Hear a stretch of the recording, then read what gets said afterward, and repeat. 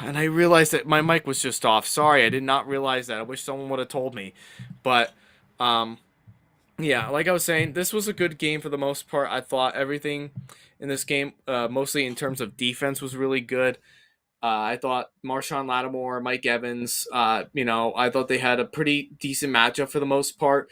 Tom Brady definitely was struggling, as you could tell, as he normally does in the regular season game like that. But at the same time, though, too, in terms of Mike Evans and in terms of Lattimore, these two have had a lot of problems in the past, and emotions flared up when it was definitely something that they weren't. Nobody was really intending for something like that to happen, but it did. And unfortunately, in that case, I don't know about Marshawn Lattimore. I don't know if he's serving any time. I think he should as well. But Mike Evans is going to be at least suspended for next week. Now, that's something I kind of want to talk about in tonight's show. That's going to hurt the Bucks offense now that, well, we already know that Chris Godwin is out with an injury, right? So we know that already for a fact. And we already know that, when you lose Chris Godwin's already out with an injury, you already have Gronk that's probably never going to come back to the game of football. And you have Lenny Fournette, which is something that's really good. You want someone like Leonard Fournette to play in your game. You want him to be able to play in the game and be able to succeed well. But at the same time, too, you definitely need as much of the offense as you can to really be successful in terms of being able to pass or being able to rush the ball. And those are the kind of things that you want to be able to use your offense for, to be able to play like good offense and good games as well down the field. But at the same time, though, too, you definitely want to play defense too. I thought the Saints always played the Bucks really well in terms of Tom Brady. They played them very well, and and again, it was just all emotional flares up. And luckily, fortunately, in Tom Brady's case, he was able to win them the game 20-10 at the final. But really, let's just say this right now: it was not all the offense. Normally, in years past, if the Bucks ever had a win, even when Jameis Winston was playing, the only way that the Bucks were going to get a win is if they started out hot really early. And what I mean by that is their explosive offense. Now, their explosive offense hasn't really been, especially not so explosive, and it's mostly because I think when you take Rob Gronkowski out of the equation of being a successful team, that another reliable target for your team, especially if you're having Tom Brady and Gronk as like probably the best duo in the league or whatever. Yes, it definitely does hurt a lot, for sure. And now that you have Godwin, who's still nursing from an ACL surgery, torn that was happened last year. Oddly enough, it was against the Saints, but you still had Mike Evans, and that's why you go to pick up Julio Jones, and that's why you get to pick up someone like Russell Gage. And now, just as of today, from what I heard, I haven't heard. I don't know if it's the official yet, but rumor has it that Cole Beasley was going to be picked up for the Bucks today, which I don't think it's really going to be like especially special for them offensively, but could be someone to really look out for, in the future for Tom Brady. That could be another reliable target to make like the short routes and catch it here and there. And so that might help a lot now that Evans is going to be suspended for the game. But it's definitely going to be hard for the Bucks to beat the Packers. Now, the Packers on the other side is struggling offensively too in terms of finding a receiver for Aaron Rodgers. But Sunday night rather, Aaron Jones did most of that work. He was able to catch the ball from the backfield. A.J. Dillon's another great running back too. That helps a lot. So, I'm not too concerned about the Packers as long as Aaron Rodgers is there, but I'm worried about the Bucks just because of the lack of depth that they have on their roster, which wasn't like that a couple of years ago. Like if they had players that were injured, they had some to really fill in and really step up to the plate. I don't think they really have that much anymore. So that's why I'm concerned about the Bucks heading into week 3 when they go to play the Packers, because I just don't feel like Yes, they can win on defense, and they're going to have to win on defense in order to beat them. But at the same time, their offense is struggling with all the key missing pieces to their offense. And when you take Evans out of the equation, you take Godwin out, you take out pieces of that offensive line for the Bucks that you take out. It's very the overall offense that's out there on the field. If you take those people out, is definitely very very average at best. And with Tom Brady, he definitely can help you, make some big plays, but this isn't really the whole New England team anymore. This isn't Bill Belichick. It's not Josh McDaniels kind of an offense. You're playing for Todd Bowles now. You're not playing for Bruce Arians anymore. You're now playing for Todd Bowles, who was already fired as a head coach from when he was the coach for the Jets. And he's more of a defensive mind. So he might save Bowles' head coaching job, at least for this year, because it's Tom Brady. It's the Bucks. They're still good. But I think what's really going to carry them for a lot of the season is going to be their defense because of how elite their defense really is. And when you have those key injuries linger around you, that's very concerning. And it just makes your overall offense very average. So that's just something to keep in mind of. That's just something to keep in mind of for that game. All right, we're moving on. So this was another game that was very dreadful to watch. I couldn't really watch too much of it because I just know what I was going to expect next. I don't know really what I was thinking about picking the Cincinnati Bengals to win against Dallas in Dallas. Don't know what I was thinking, but I did. Fortunately, I didn't put any money towards this game, but yeah, this was a very ugly game. It definitely continues to show, and it definitely shows the fans.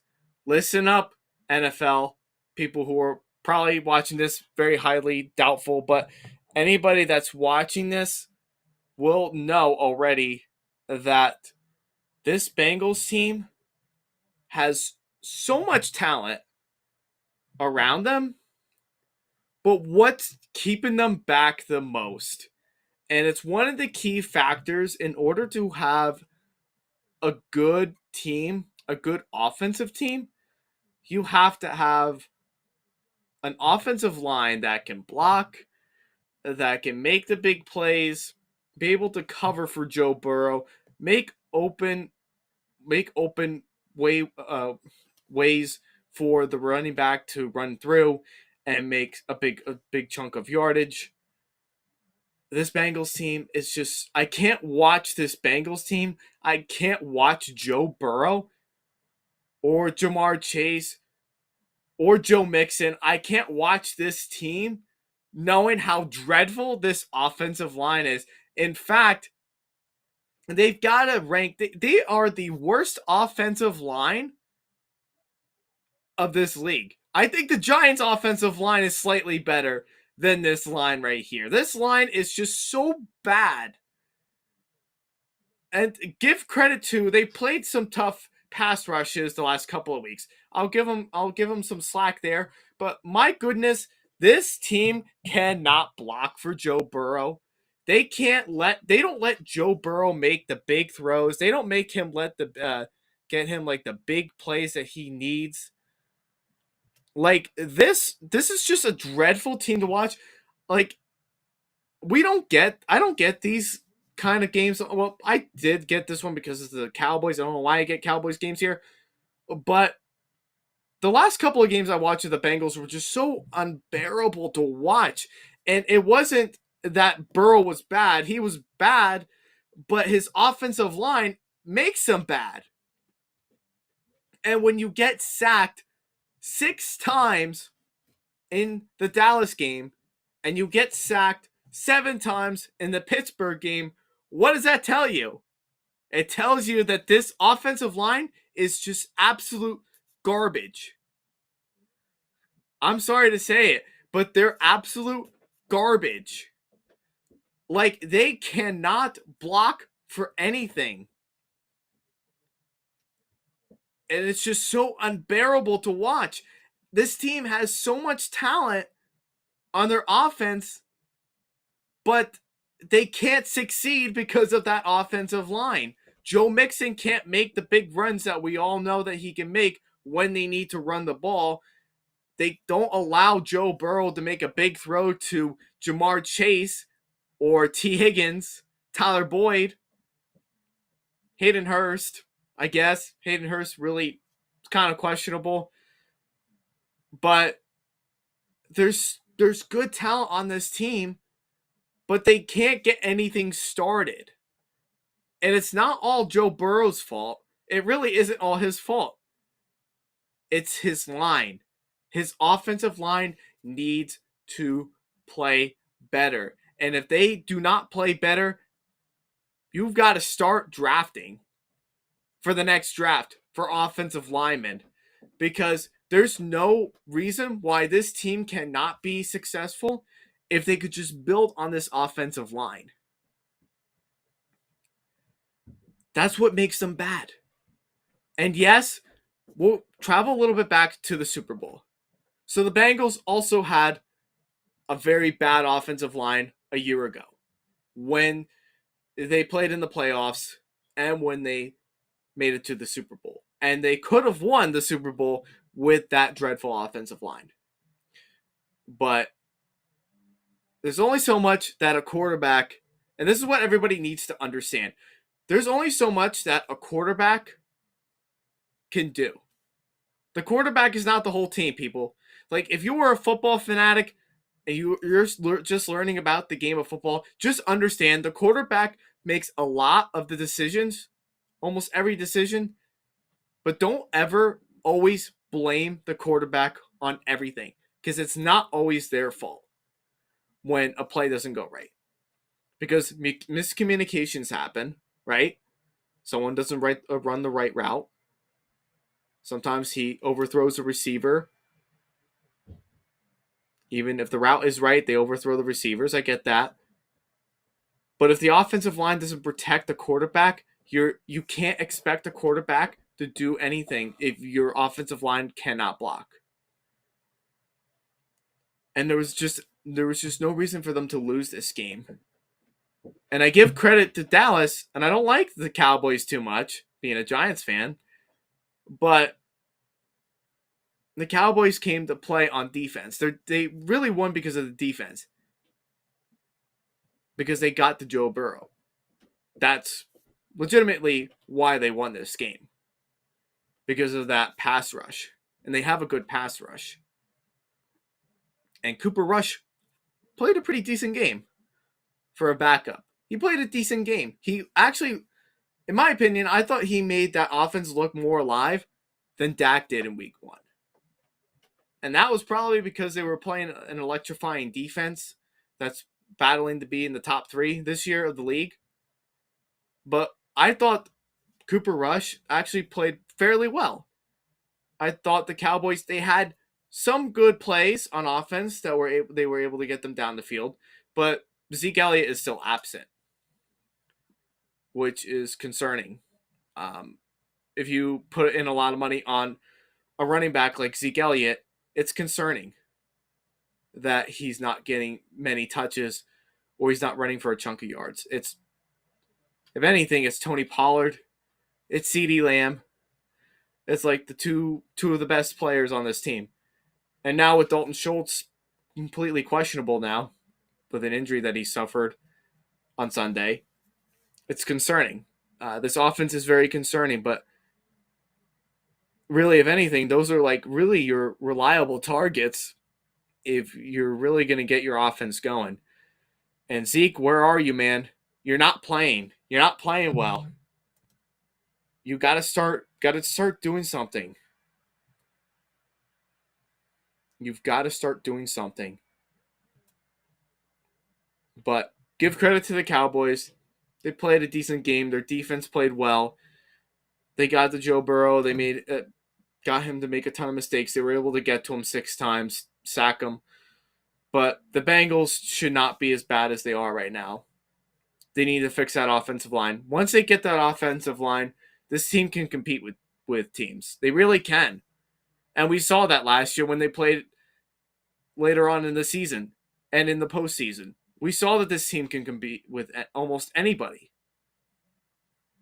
Not so much about the Bills, but there's no reason why this Bengals team should be that bad. And there's no reason why they should have lost to Cooper Rush. No reason why they should have lost them whatsoever. And if you think that game was bad, that loss was bad, look again. Oh boy, we got to really talk about this game. We've got to talk about this game. I don't even know where to begin. Except the fact probably that the Raiders were leading 20-0 at half. They had a 20-point lead. That's basically it. That's how really the story starts. So we'll talk about this game. So the Raiders had this game in the bag.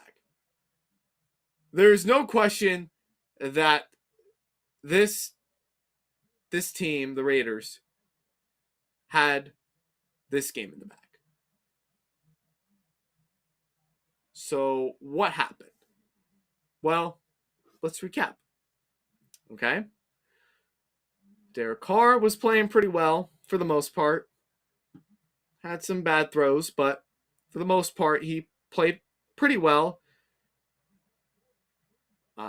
He had a couple touchdown passes. The Cardinals defense played pretty well. I mean, not great, but they let up 23 points on them. So, not great. But they took out some of their best players out of the equation of them winning. That's a start, possibly. After that big touchdown pass to Devontae Adams, he didn't really do much afterwards. Darren Waller had a pretty good game. Josh Jacobs still can't really do a whole lot, but he didn't play too bad. Their offensive line didn't do the greatest job of blocking or protecting Carr, but they did enough for Carr to score 23 points on them, which was, kind of impressive. So, heading into the fourth quarter, the Raiders have a 23-7 lead. So they let up a score, which was probably bound to happen at some point. But what really sold them this game?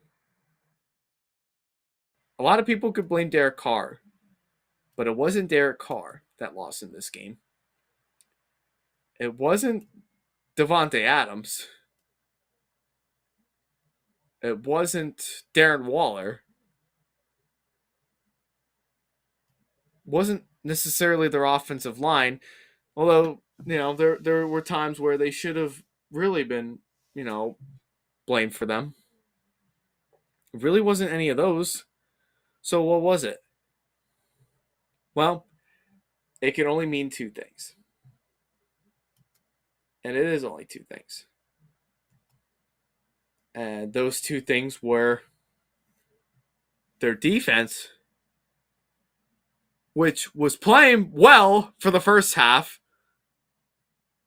and then the Hunter Renfrow twice fumbled, but recovered.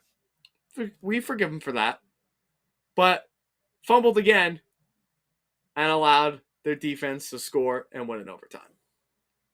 That's what sold them this game. And there's absolutely, positively no reason why their defense should have let up that many points on a team that is not the greatest and it's not very good. There's no reason why they should have lost this game. Why did they lose this game? Was because of those things. Their defense sold them after being up 23-7 heading into the fourth quarter. The Cardinals score 16 unanswered points. So 16, obviously, you can do the math. Touchdown 6 for each one. You convert twice. That's what happens. and a penalty at the end of the game, which would have had the Raiders game won. They would have already went home and celebrated and done everything that they do in Vegas. That game would have already been won. It would have been over. The celebration would have began. But there was a penalty on the defense, and once that penalty came out and it was on the defense, I just knew right from the get go. Once that penalty hit their defense, I knew right from the get go when that happened that this game was going to go into overtime. Because knowing similarly to when they played the Dolphins last year in week 3 and gave up that last second touchdown for Jacoby Brissett to run it in and convert a 2-point conversion right at the end of the regulation. Though the Raiders won that game, I knew this game was going into overtime because I just had an instant flashback of that game. And that's exactly what happened in this game. And because the Hunter Renfrow fumble happened, which should have never happened, he should have secured that ball significantly. That's why they lost this game. You're up 20-0 at halftime. You're going in to the fourth quarter. You have this game in the bag. All you just have to do is let your offense do the job, run the ball a few times, let them get a couple, chunk yardage, and you win the game. That's all you have to do. Because this Raiders defense, you can't trust them to win you a game. You really can't trust them to win a game. Because the way they played, they deserve to lose that game. 100% they deserve to lose that game. And I give credit to the Cardinals for coming back and winning. Kyler Murray had a very good second half. He played very well. J.J. Watt, Buda Baker, that whole defense for the Cardinals had a much better game in the second half. They had a better game plan going in on defense that only led for the Raiders to only score 3 points in the second half. They deserved 100% to win this game at the end of the day. There was no reason why the Raiders should have lost this game. They had this game in the bag. They were playing very well. Had some slow spots here and there, but that happens. What are you going to do about that? But they really had this game won, and there was no reason for them to lose this game. Again, it's credit to the Cardinals. They did very well in the second half. Kyler Murray had a very good second half. And the defense had a very good second half, too, with only holding the Raiders' offense to 3 points in the second half. So they did their job. And they obviously wanted it more. They obviously wanted it more than the Raiders. So, I don't know. It was just not a very good ending to a game that should have easily been won, easily. So, I blame it somewhat on coaching. But the couple of things that I named, Hunter Renfrow and their defense, is what really lost them that game. I don't know. And to be quite honest with you, these are the type of games, if you are a team in the AFC West and you are being spoken about, you're being discussed about being in the playoffs as being like the Elite Four of the AFC West that makes the playoffs, you got to win games like this. Because these early season games are what's going to hurt you the most once we get closer to the playoffs. This right here, this game, could have been the possibility of costing them a playoff spot. And once later on in the season goes, I'm going to come back here and I'm going to say, and if they don't make the playoffs, I'm going to come out in here and say, I told you so. You've got to win games like this early in the season if you want to talk about playoffs. And right now, the Raiders are playing like they won't make the playoffs. That's the way that they're playing right now. And it's honestly very sad considering that you traded for Devontae Adams for your draft picks. and you still can't win games. It's very, very scary. It's very concerning. And the Raiders should be ashamed of themselves. So you reap what you sow. That shouldn't have happened. Oh, and by the way, we were talking about the AFC West, AFC South before. I apologize. The AFC South before, with Derrick Henry and the Titans having a bad loss against the Buffalo Bills. Well, does this really shock you? Football fans, NFL fans, does this really shock you right here that Duval County owns the Colts? Does this really shock you? After 8 straight years, it really shouldn't.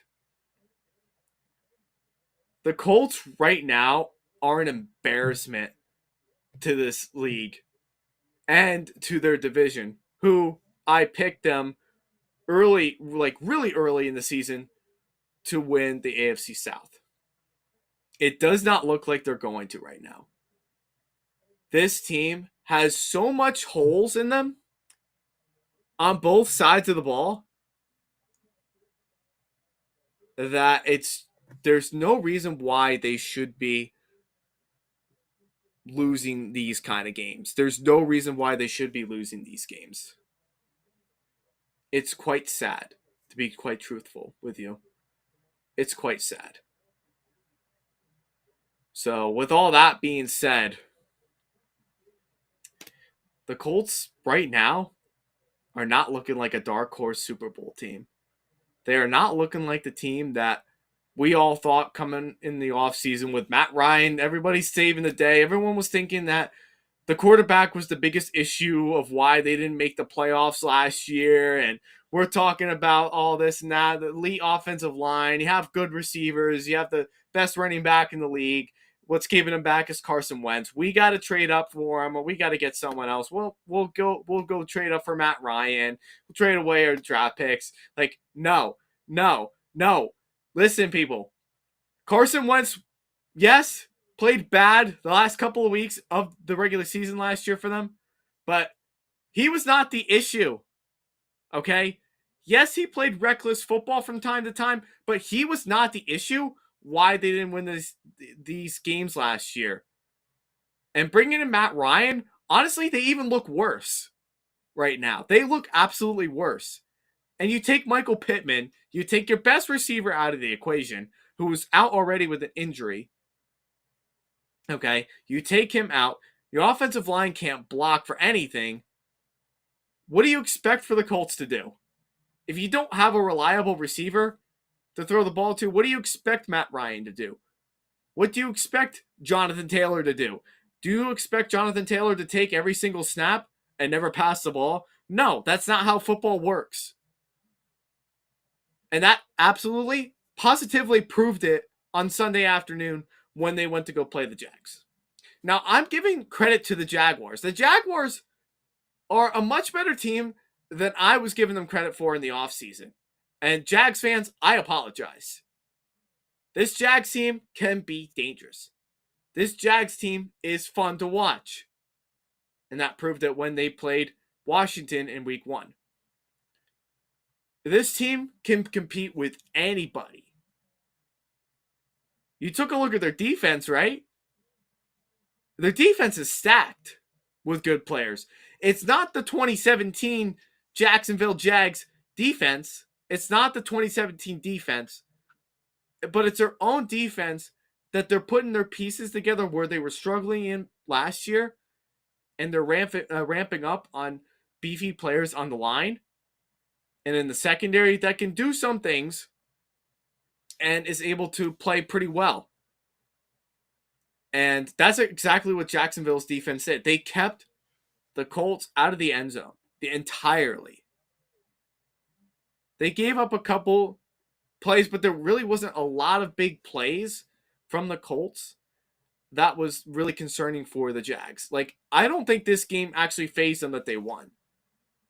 I just think they were happy that they were able to shut them out. And this is the second time, and within the last 5 years that I listened to, when I was listening to the game after I was listening to this game, I was watching it on the highlights and see exactly what happened. And I was watching a couple different podcasts like Colin Cowherd, uh, all those guys too. Like Jacksonville, the Colts have not won in Jacksonville in 8 years.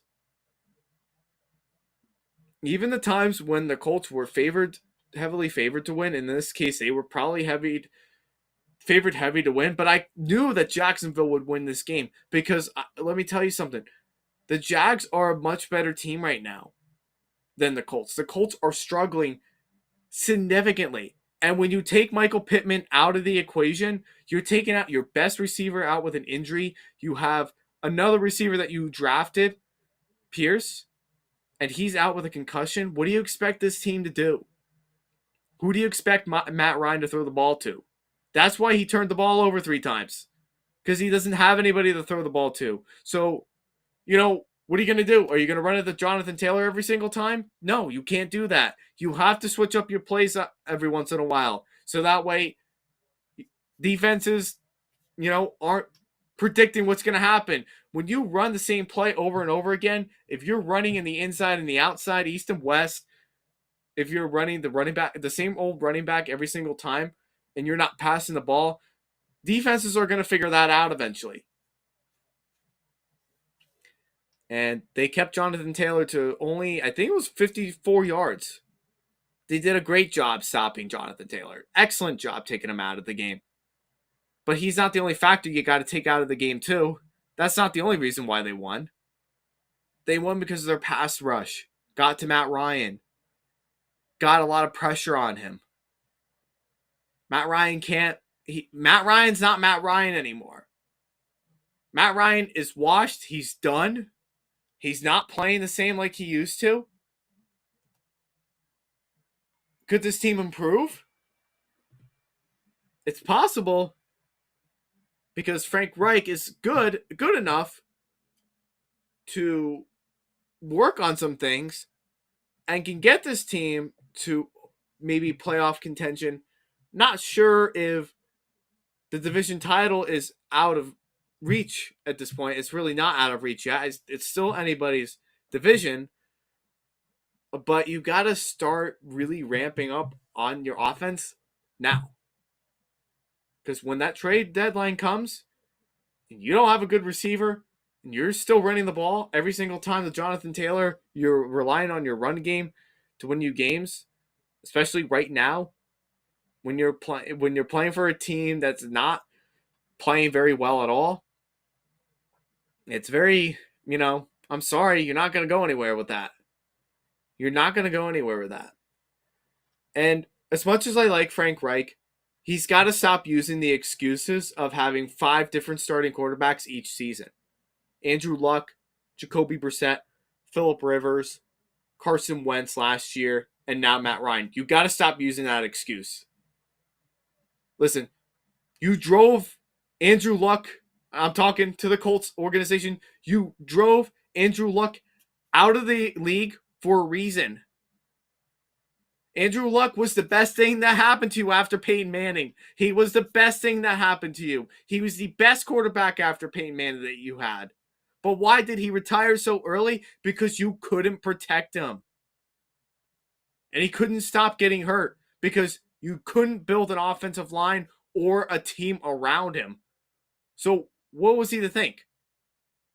Who could blame him that he retired? I don't. I loved Andrew Luck, and I wish he was still playing. But you can't blame a guy who's going to get beat up every single time and murdered on every single play and don't have any reliable targets to throw to. You can't blame him for retiring at a young age. And he's beat up. It's a shame. I wish he would come back right now and play. Because I guarantee you this, if he came back and played right now, he probably would make this team much more competitive. He probably would make this team more into a contention to probably win this weekend of an excuse of a division that this division is of the AFC South. They really could. They really could. But listen, you reap what you sow. The Colts right now, as of right now, they look dead in the water. They're not doing anything on either side. Is it a season? When I say it's a lost season, give it a couple more weeks and we'll see what happens. Now, I'll cut Matt Ryan some slack and say, yes, he does have some time to really develop on this offensive playbook. It's a new offense that he's learning under, new coach, new team, new teammates, and whatnot. So I cut him some slack there. But this Colts is just, they're just an absolute mess right now. That I don't think they're going to be able to get themselves out of this hole anytime soon. That's the way I'm seeing it. So it's quite concerning for the Colts. But hey, it's a good future for the Jaguars, though. Doug Peterson is doing his job. I love Doug Peterson, man. I wish he was, I wish the, you know, I like Doug Peterson. I really wish, I would have been able to talk to him about this game because I feel like right now, with the team that he has, is a better roster than the Colts right now. And even if he didn't have the best roster, he still, and that kind of showed when he was the head coach in Philly, even if they don't have the roster, he still makes his teams very competitive. He really does. And this Jags team, don't be too surprised if they do end up winning this division and they do make a good run in the playoffs. Don't be surprised. So that's what I'll say on that. So I'm not going to talk too much about this game, but the Rams are really starting to worry me after their narrow escape against the Falcons. They are really concerning me right now. And it's not because of, it's just a lot of things that concerns me and questions about the Rams. I feel like their defense is still good enough to make some big plays, but they're also very shaky, which is something I kind of saw last year when they made that Super Bowl run. But not just their defense that I have questions on. It's mostly on their offense, their offensive line, how streaky Matthew Stafford has been.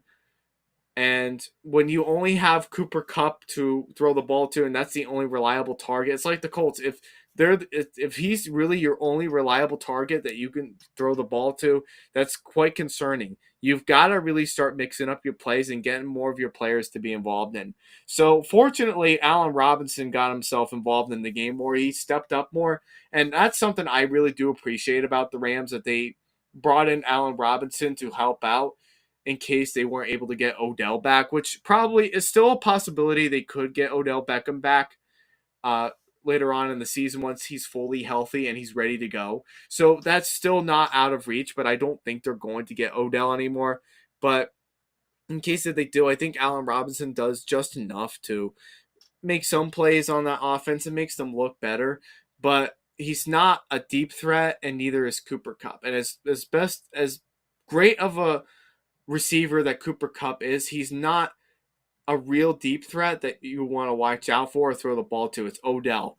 And as much as I have complained about Odell in the past, just basically before I started this whole podcast thing, and as much as he was a crybaby, he always wanted everything his way. He was the most reliable player on that Rams team last year, even when they made the Super Bowl, that can get a deep ball in, that can make you a big play. That's what they're missing right now.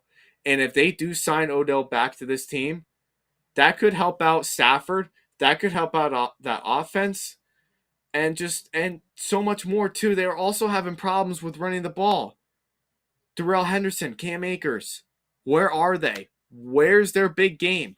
We haven't seen it yet. They got to start using these players. Their offensive line, yes, they're missing Andrew Whitworth. That hurts a lot.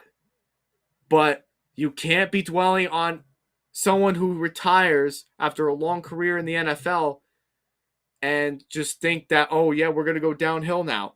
No, that's not how it works. That's why you have the draft. That's why you have free agency. So you can beef up on the offensive line. So that way they can learn under you. That way they can learn the offense. That way they can protect the quarterback. Their defense is also missing. What else they're missing too? What's up, Anthony? Good to see you, man. Thanks for tuning in. What they're also missing too is Von Miller. After Von Miller got traded to Buffalo, that was the end of their defense being elite. Because if you could take a look at the defense that they played since they got Von Miller and when they made it to the Super Bowl, it was electrifying. Yes, they gave up some big plays, and yes, they put some teams on the edge and probably should have lost one of those couple of games in the postseason. But when you have someone like Von Miller as the edge rusher, that helps your defense and makes your defense look so much better. Now that he's not there, besides Aaron Donald, there's and Jalen Ramsey and the cornerback, what else does this defense really do have that's going to concern you? What do you really need to look out for? There's not a whole lot you can, not a whole lot that can. The only thing you got to hope and pray for is that your offensive line's going to block you from Aaron Donald.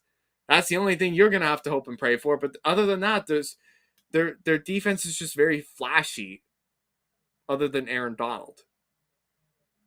And their offense has been flashy. Matthew Stafford is definitely flashy. He's been very streaky. He's made some really, really, really, really bad decisions with the football. He's been very reckless. But there's a lot of things you got to consider. And I'm giving the Falcons credit too. And the Falcons have been playing fun football. They've been playing some good football lately. Marcus Mariota surprisingly has been playing well. Has surprisingly been playing well after not having to play for 2 years, possibly. Only getting maybe a whole full game pretty much in when he was the backup for the Raiders when Derek Carr got hurt and he played a game. Mariota's playing well. He kind of looks back. He kind of looks like the Mariota that he was when he was first drafted to Tennessee. I feel like he's playing well, and Drake London is the best receiver they drafted. That's one good thing that they really did well, and Drake London is looking phenomenal under this offense. That helps them a lot when Kyle Pitts is absent. Kyle Pitts is another thing. Where are you, Kyle Pitts? You're not there. Start playing football, man. Start getting involved. Cordell Patterson, he's been playing pretty well lately. He's been playing pretty well. The Falcons are a streaky team on offense. They can score points. But what lets them up is their defense. Now, give or take, their team is still not very good. Their team is still not very good. I will say that right now. But this team is flashy. They have good moments when the right opportunity comes in. They take advantage. And they can score on you in any which way. This Falcons team is a fun team to watch. But I still don't see them winning many games. I think if they would have won the Saints game, and they probably could have won this game too after making that, big comeback being down 28-3. They could have probably won this game if they really wanted to. Because they had some turnovers from Stafford that were great on the defense, bad on the offense for the Rams. But they were playing quite well. And they probably really should have came all the way back, and they probably should have won this game. But regardless, this Falcons team is fun to watch. They're a fun team. They're not a good team, but they're a fun team that I believe that they could win. They could win a couple of games this year, but they could also let some games slip away. And that's what happened in the first 2 weeks of the season. They let some games slip away where they really shouldn't have. But, I think the Rams the Falcons right now are playing better than people are really giving them credit for. I think they need to talk more about the Rams offense being very flashy and really recognizing the good things and giving them credit where credit is due. And they got to start giving Mariota some credit because he is actually playing really well. That may not be the whole season, but right now he's playing pretty well. So there's some upside for this Falcons team in the future. Rams, I still have some questions about. McVay will make the best team that he possibly can. He's done it before with Jared Goff. He can do it again, but I still have some questions about them that right now, to me, does not look like they can win another Super Bowl. All right, so the next game, we still have quite a few left we got to go over, so we'll do them, as quickly as I can. But fluke or for real? And when I say fluke or for real, I'm talking about the Miami Dolphins. Are they for real? Or is it just a fluke that they scored 42 points on the Ravens defense? I mean, to me, I was just watching the highlights of this game so that way I could talk a little bit about it when before I was going on live. So the Dolphins they're fast, very fast with Tyreek Hill and Jalen Waddle. They are very fast receivers that is going to give a lot of corners and secondary some problems this year. So I think this game, in some ways, was more of a fluke because I think the Ravens have had problems with fast receivers like this in the past. They've had problems with Tyreek when he was playing for the Chiefs in the past and was never really able to cover him very well. So they've had some problems with him, and that showed in this game here. And now that they know that Jalen Waddle is also a real threat too, like this, I just think right now, I think that game was a fluke. I'll just say that right now. I think that game was a fluke in so many ways because of just how well Tua looked. I was not expecting Tua to have 6 touchdown passes in this game. I really would. That would have been the very last thing I would have ever thought from Tua. And I'm not the biggest Tua fan, but what Tua does well in is he's a good clock manager that can manage the clock and waste some time and make the right decisions. His accuracy was never the issue either. I think he's a pretty accurate quarterback that he can get the ball out in time. It's not so much his release or his throwing ability. I think he could do those things. I think the only thing that I really doubted from Tua is making like winning the big game. That was the only thing I was really doubting him. Also doubting really his big arm ability. I never really thought that his arm strength was the strongest, but what I liked about him versus Ryan Fitzpatrick back a couple of years ago when he was first drafted, what I liked about seeing from Tua that he was better in terms of what Ryan Fitzpatrick wasn't able to do very well in was that he was a good clock manager that can slow down the game, and mostly rely on a heavy defense that can win you games. I think he's a good clock manager. He plays conservative football when it's necessary. But what I also like about him, he's also not afraid to make a mistake either. And he makes a lot of mistakes, for sure. Like any player, he makes a lot of mistakes.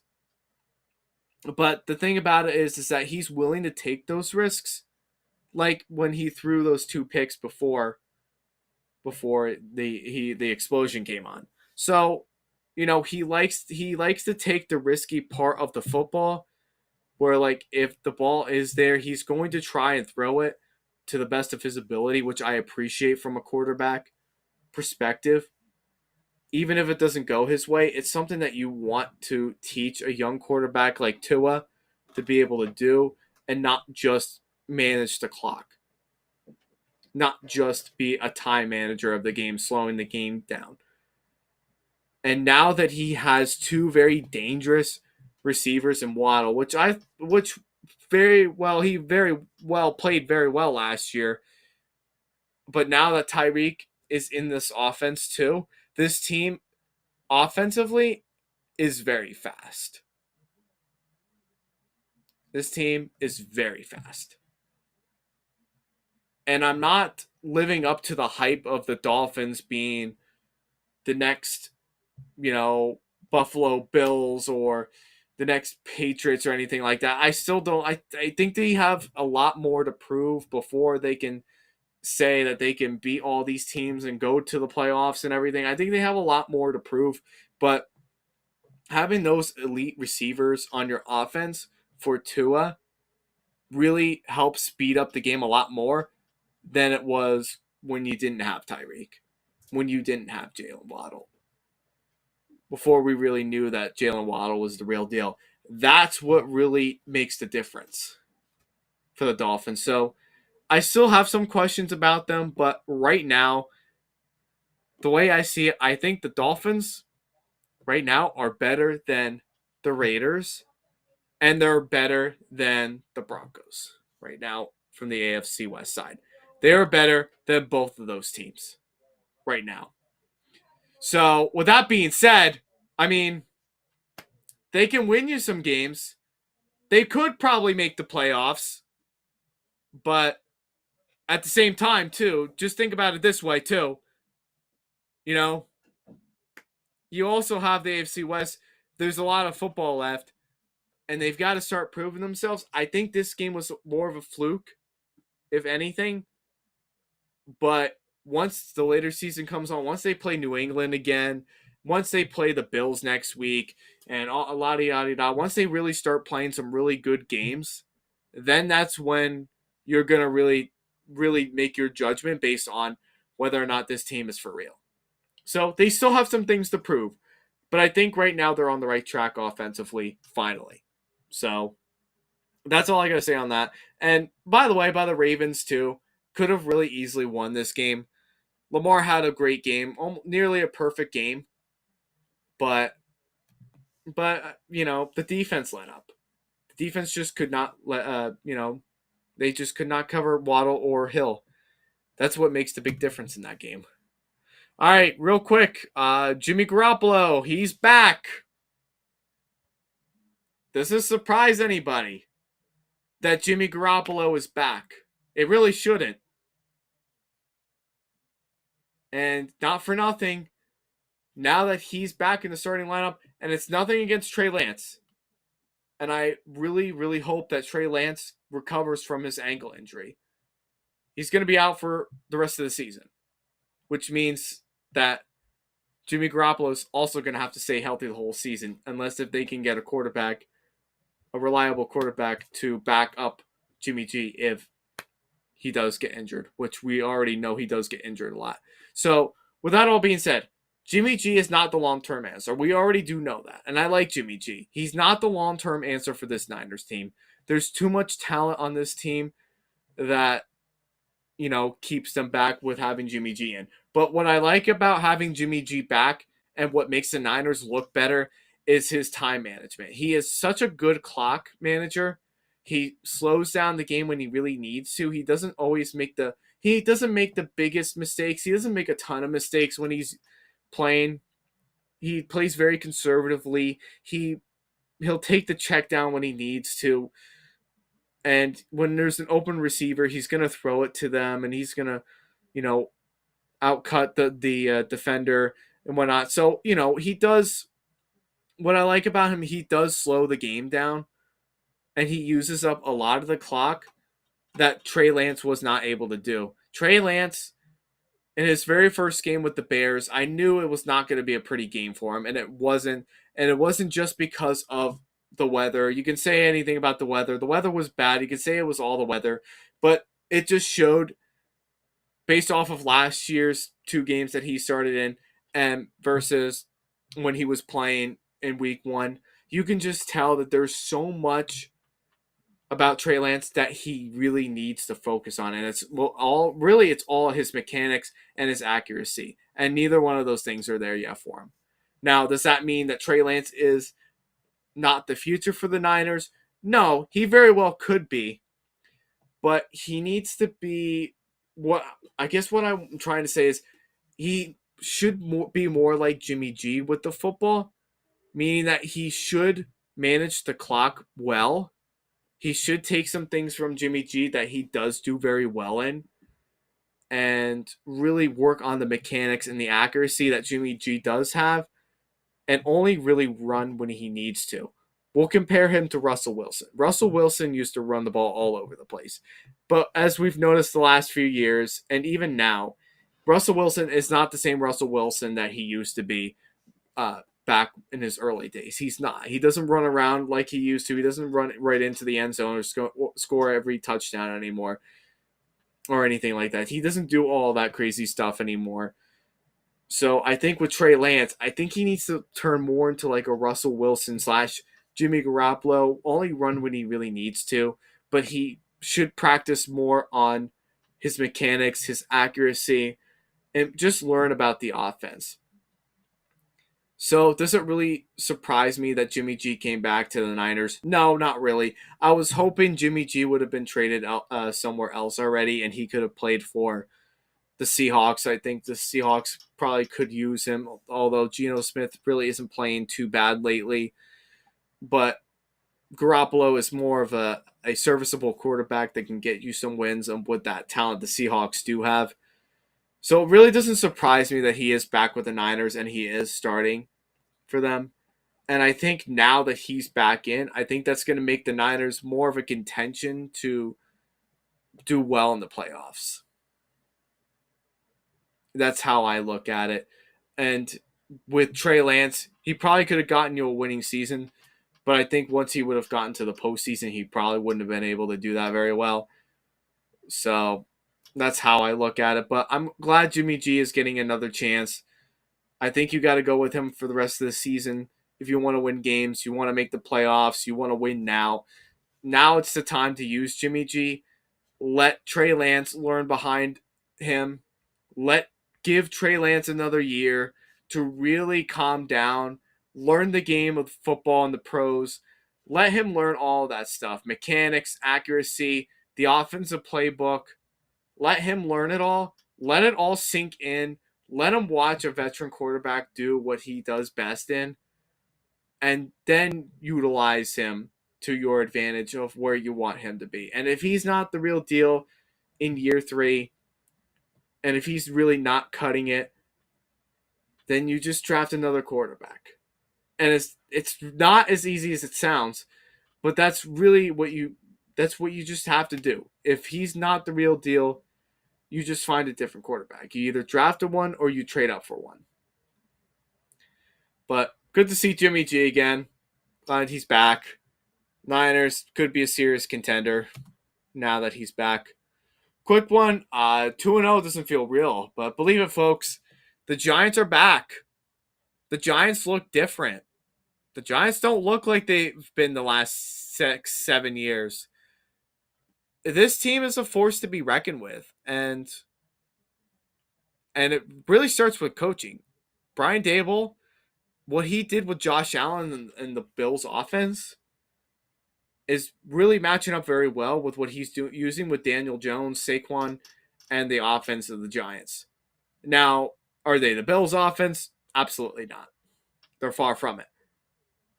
But you can tell a big difference when you get a quarterback that's not as a high ceiling as Josh Allen, but what you utilize Daniel Jones for in terms of, what he is capable of doing, which is his accuracy. He is a pretty accurate thrower. I will say that, give him credit. And I'm not the biggest Daniel Jones fan, but he is a very accurate passer, for sure. And he can make you some plays on the ground, for sure. But I see a difference now that there's a coaching change for him. And you can tell that Dable puts a lot of trust on the offense to do what they need to do to be successful. He sees this team being a run first team, which is good, but he's also mixing up plays, offensive plays, for Daniel Jones to practice and be able to utilize the receivers that he does have, and he's using them to really learn the offense and giving him the time to manage the clock better and limit the mistakes. And that's what Brian Dable did with Josh Allen. When Josh Allen was first drafted into the league, he was already written off as a bust because he didn't have a good rookie year. But you fast forward after year 2, he got better. He still needed some receivers, but he didn't start becoming electrifying until year 3. Year 4 last year, and now year 5 he's looking even better. And coaching makes a big difference in quarterbacks. And Brian Dable is doing his job of containing Daniel Jones, keeping him calm, and believing in him to make good plays. And I'm happy that Daniel Jones is starting off good. I really am. And I'm happy as a Giants fan that the Giants are starting the season off on a good foot. And they really are playing well. They do have a lot of work to do on offense, like really work on their offense more. until they're considered really a legit team.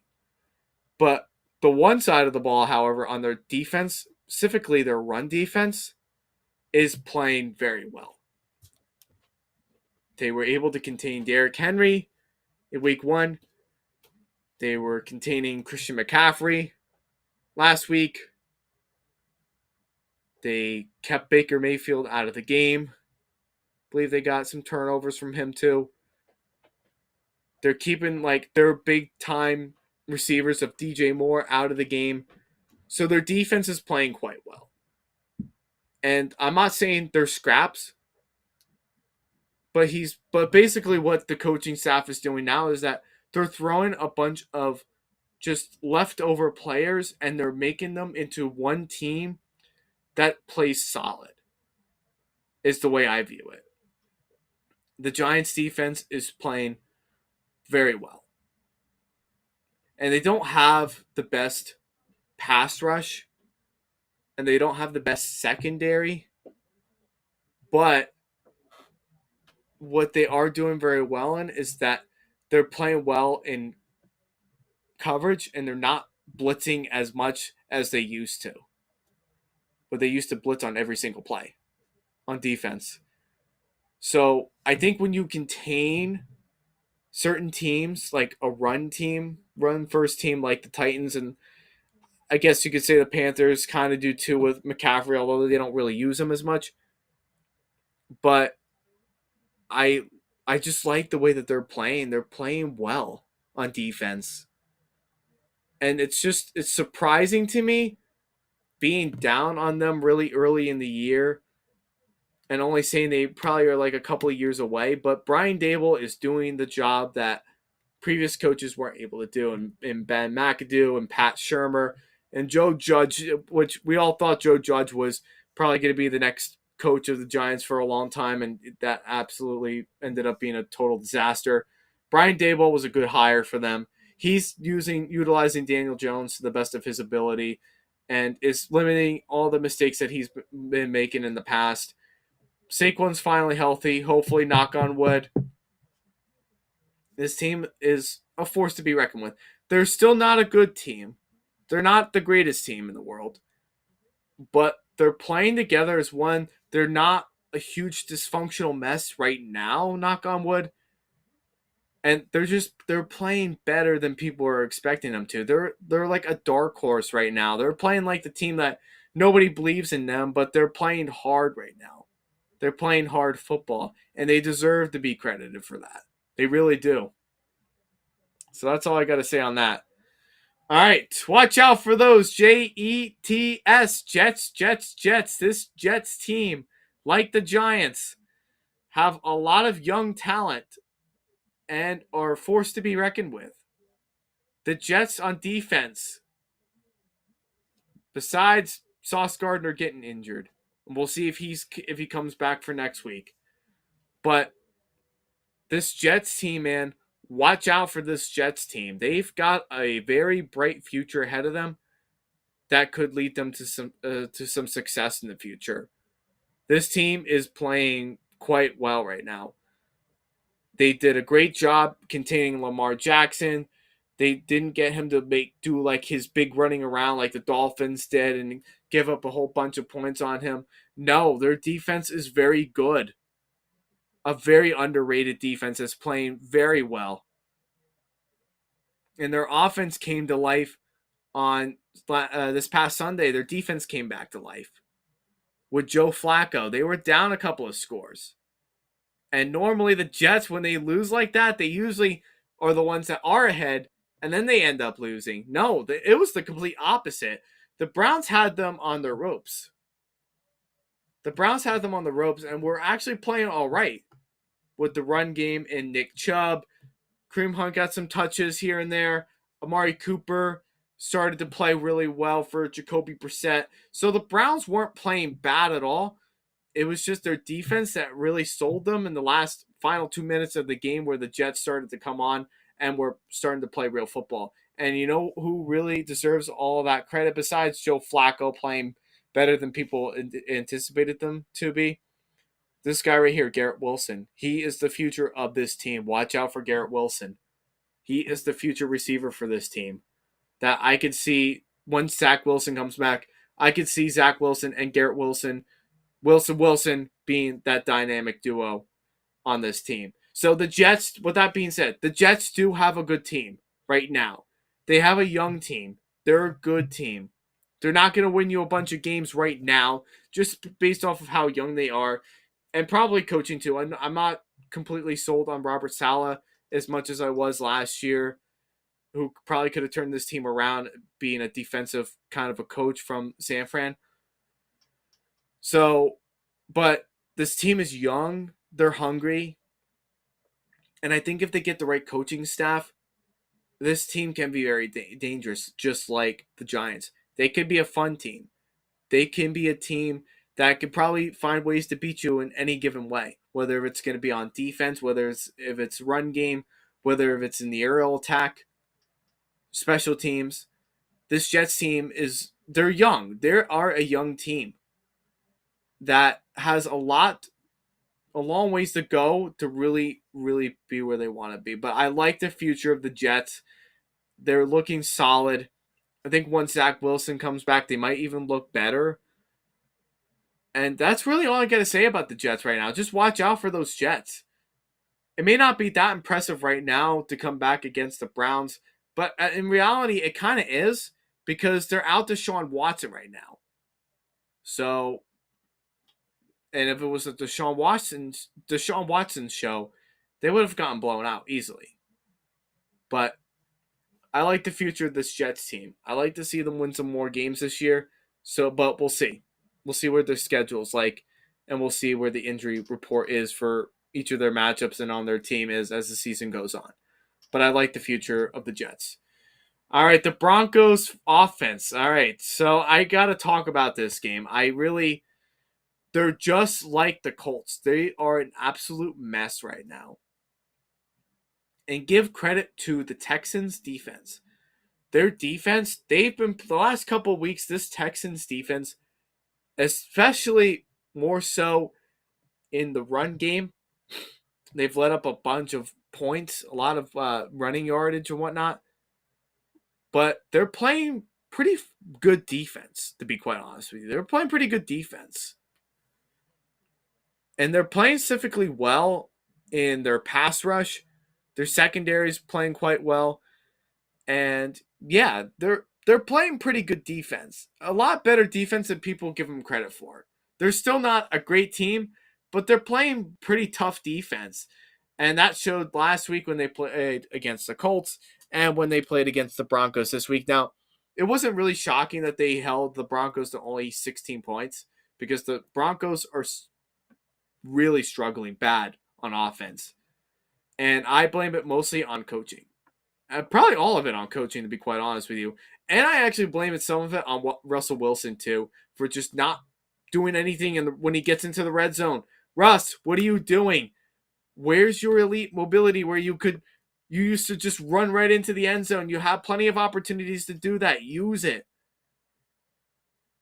He's just not the same Russell Wilson that he was years ago. He's not. And he could probably retire earlier than people think. He really could, especially if things don't go his way in Denver. And right now, it's really not looking like it's going his way.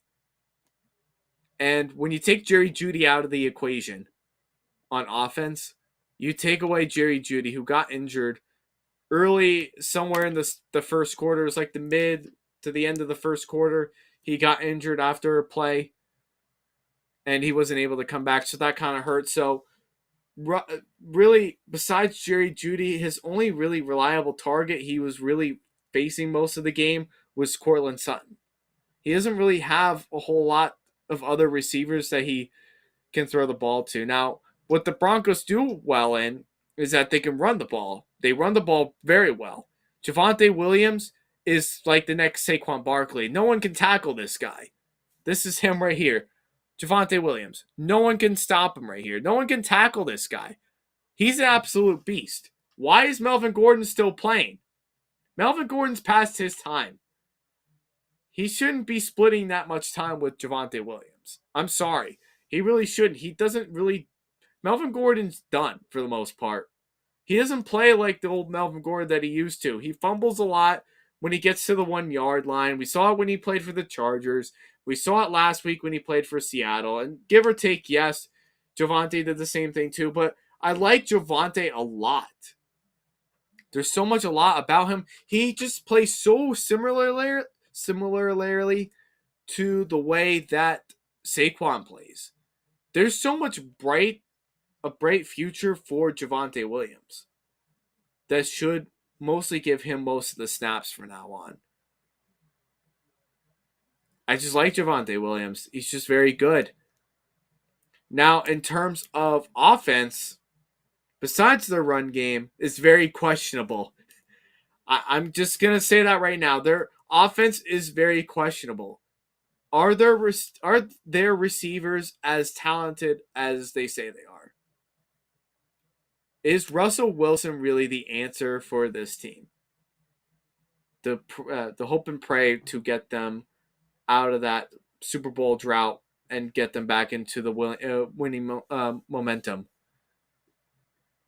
Are they? And not for nothing, is Nathaniel Hackett really the answer for this team? Right now, it's no. He's not. And you know why? It's because of clock management. They have horrible clock management. They frustrate the fans all the time, which that was evident towards the end of the first half when Hackett and Russell Wilson were getting booed in their home stadium. And you can't blame them for booing them. You can't blame them. Because their offense is just, they're a mess on offense. They're a mess. They're very sluggish. They're slow. They're not doing anything. They're not getting this team pumped up. So what's the problem with this offense? Is it because Russ can't adjust to the new playbook? Is that what it is? Or is it coaching? I think it's a little bit of both. I don't think Hackett is the answer. And for him to be in the hot seat this early in his head coaching career with the Denver Broncos, and you're starting after 2 weeks of football and you're already on the hot seat, there's problems right there waiting to happen. And they're just a mess. They're an absolute mess right now. They can run the ball, but they can't pass. They can play defense when they want to, but they let up big plays. They just didn't do it against the Texans. And quite truthfully, the Texans probably could have won this game if their defense would have held up from the touchdown. They probably could have won this game. I don't know. They're just too much of a hot mess right now. They really are. And if this is a team that really has Super Bowl aspirations, they want to win the Super Bowl and get in, my goodness, they really got to start working hard at it. And they got to get themselves out of a funk if they even want to even talk about Super Bowl, let alone playoffs. It's just very concerning. This team's very concerning. They need to really start getting themselves together, get themselves on the same page, and get the ball rolling here, because right now they're not even looking like a legitimate playoff team as far as I'm concerned. They're really not. All right, I think we got a couple more left. The Lions. So the Lions are a force to be reckoned with. As I said before, the Lions got a big win over the Commanders, which was kind of like one of my biggest question marks, and was kind of one of those games I kind of figured the Lions probably could beat them this week and whatnot, and they ended up did. I ended up betting on the over under. I bet the over on this game, which I did very well in, which I was right about. Yeah, this Lions team is a fun team. They're like the Giants, and they're like the Jets, and they're like the Jags. The Lions are fun. They're a fun team, man. Jared Goff's playing solid football right now. That if he keeps playing the way that he is, this Lions team offensively can be pretty dangerous. Like, I think they can almost be, I can't say they can't beat everybody just because of, like, I don't know if they're really that legit of a team to really make a deep playoff run and whatnot. I don't think they're really that kind of a team, but they're a fun team right now. Jared Goff is doing everything that he can. He's being very serviceable for this team, but he's playing solid. And that was something that I liked about Jared Goff when he played for the Rams. I wasn't a huge Jared Goff fan, but I saw a lot of potential in him when talent is around him and he gets good protection. When he was with the Rams, that one Super Bowl that he had, and after that Super Bowl when they lost to the Patriots, bad, and he came back the next year, he looked very skittish. He didn't look like the Jared Goff that we saw a year earlier, and was very skittish and didn't really make a big ton of throws and was very skittish under pressure and all that kind of ordeal too. And I think that really the reason why he was like that mostly is because I don't think Sean McVay was content with keeping him forever, and that ended up being evident after the 2020 season when he went up to trade up for Matthew Stafford for him, which ended up being at the end of the day was, I guess that was a good enough trade. I mean, Stafford won the Rams the Super Bowl and got him out of Detroit, which is something he definitely needed with all that talent. But it also wasn't fair for Jared Goff either to be thrown into a situation like that. And I think now that he's under a seemingly good coaching staff, I like Dan Campbell a lot. I like his attitude. I like how he really gets his teams pumped up. I think it's a good coaching staff. I think they believe in him right now, at least. He's serviceable. He's able to do what he can get the job done. He can get you some wins. He's playing better than people were giving him credit for. And honestly, quite truthfully, I really didn't think he played that bad last year. I thought his numbers were pretty solid for not really having any talent around him. And now that he's in his second year, he understands the playbook a little bit more. He's got more help now. He's got a good offensive line. Yeah, this team could be pretty scary that, they could give some teams some problems this year. They won't win every single one of them because of that dreadful defense and their pass rush, which really isn't great, and their run defense is bad. So really, really, besides their defense, this team is pretty dangerous. That can beat you at any given time. And they've always been that kind of team that can always find ways to beat you. They've always been that way when Stafford was there. But I think now this team they're not for real yet. They're not legit, but they're a fun team. They're a team that can beat you on any given Sunday. And the Commanders are good offensively too, but they got a lot of work to do, though, if they want to really talk about, winning some games and making the playoffs, which is very well possible for them to do. But they got a long ways for that, though. All right, everybody. Well, I apologize once again. I know it's been a rough, long night. It probably wouldn't have been this long if my live stream from my previous video did not stop the way that it did. I apologize for that. I don't know what happened there, but it was good to see those who were able to tune in. I thank you guys for tuning in, watching, keeping up with the almost the 2 hours that we were. We probably would have been a lot shorter if the live stream never did stop on me. But things like that does happen. So just to keep you guys up in mind, tomorrow we are going live tomorrow night at 9 o'clock because I have an obligation on Wednesday nights at 7 that I have to attend to. So we're going to be going live. Give me an hour, break afterwards and be able to set up and get ready for tomorrow's picks for week 3. I can't even believe it's already week 3 come tomorrow. So with that all being said, guys, just make sure you drop a like on this video. Let me know what you guys like. Make sure to drop a comment down below too, what you guys like, what you guys didn't like, and just help me out, guys. I mean, I really want to be able to keep this YouTube channel going. I want to be able to keep doing live streams. I want to make videos. I want to be able to do all this stuff, be able to talk about football with you guys. I really love talking football. I love doing all this. I love analyzing all the games and players, matchups, you name it. I love it all. I really do. So if you guys can please drop a comment down below, like this video, and subscribe, hit that notification bell as well. It's all going to help you in the long run. And it's also benefiting me and my success of making this podcast to be the best that I know it can be. So your help is meaningful to me, and together we can make it all happen. All right, folks, thank you so much. This is your boy James from JP Football Fanatics saying peace, and we will see you all next time. Thank you.